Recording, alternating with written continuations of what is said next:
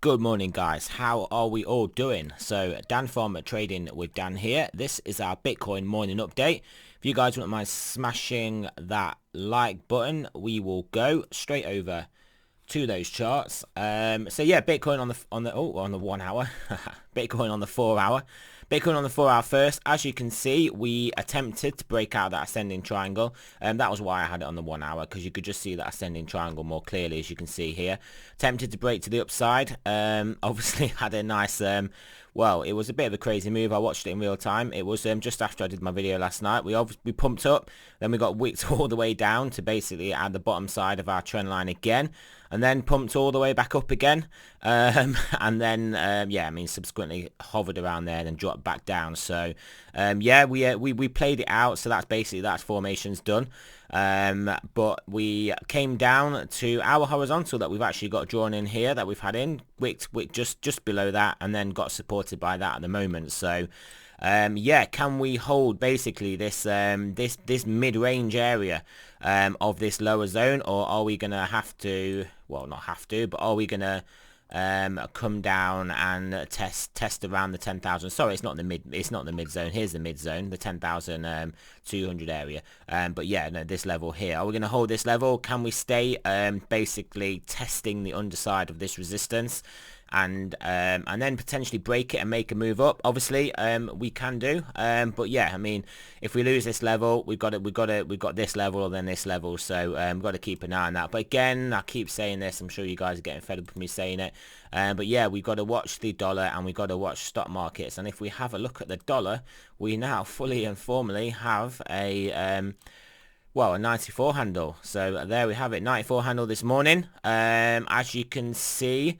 trying to get above this trend line we've got joining. It's probably not the best trend line. Maybe if we move it down a bit here, kind of shows that we are through it already. But yeah, well, we are through it already, but I mean further through it, obviously, is what I'm trying to say.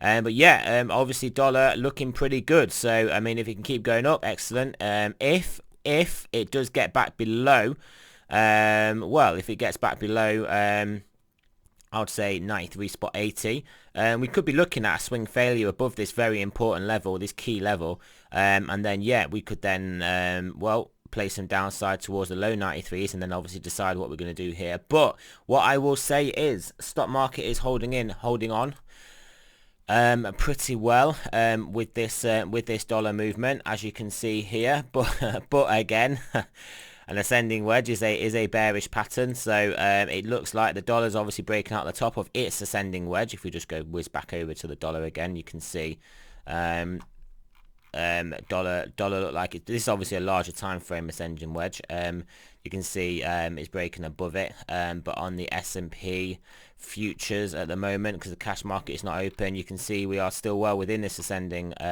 wedge. So are we going to drop out of it? I mean, it would look pretty textbook for a drop out of here and a test back down to around these lows area. Maybe we would put a lower low in as a liquidity hunt. Maybe we wouldn't.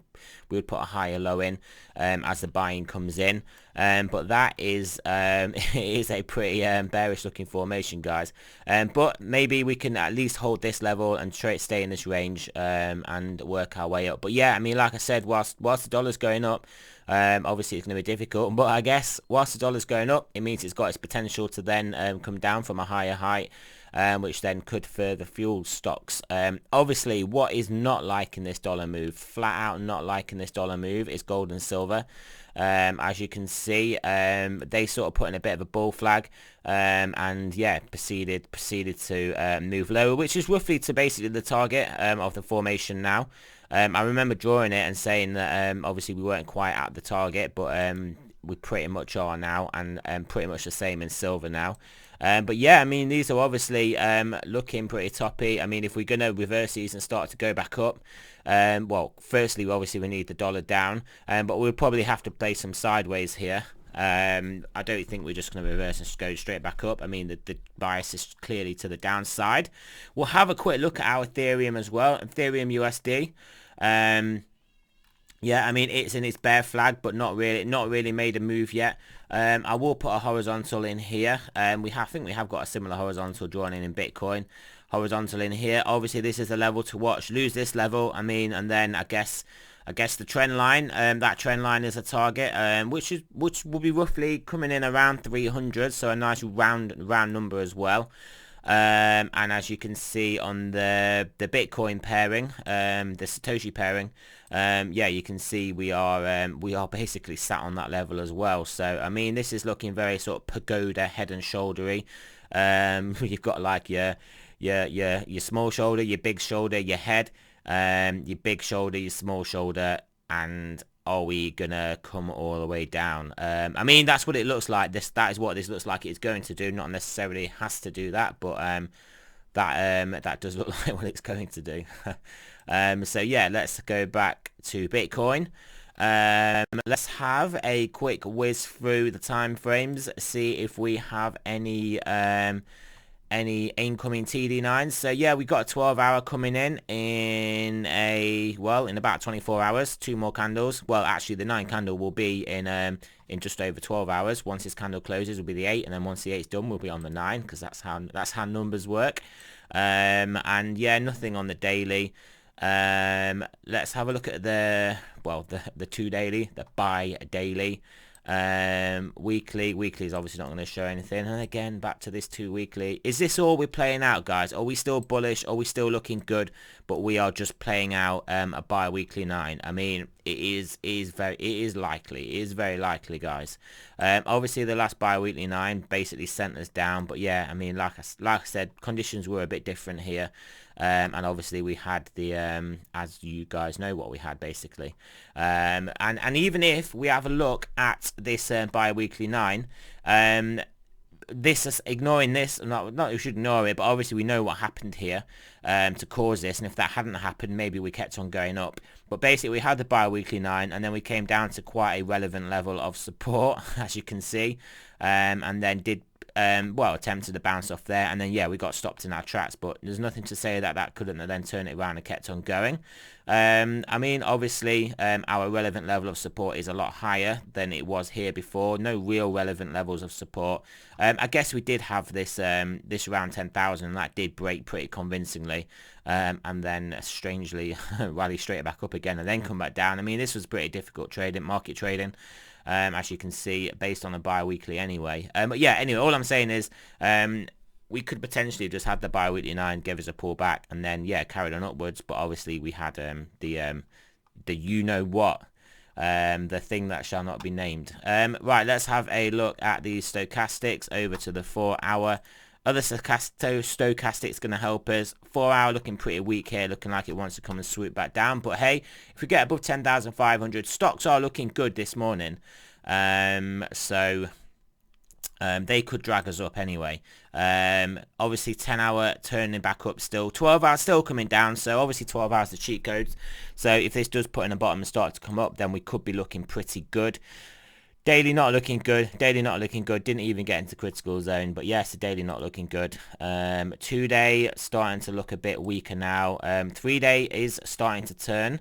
5-day not really doing anything. Weekly diving, which is clearly we don't want the weekly diving. And yeah, 2 week up there. It's not really come down, so that's fine. And just to make ourselves feel a little bit better, look at that. And the monthly looks fantastic. So long term, monthly, excellent. Bitcoin is going to the moon. And on the monthly, even the monthly chart doesn't look too bad, does it, realistically? Again, it just looks like a test back of this this area, and then yeah, potential to move straight back up. So yeah, again I have to revert to what is going on in the markets. And what I will say is, obviously we know the dollar has got a 94 handle now. It did have a 94 handle. We do know the dollar had a 94 handle, but stocks are not doing too bad, even with that move up in the dollar. So is Bitcoin following the stocks, or is it following the dollar? You'd have to say, I say inversely following the dollar.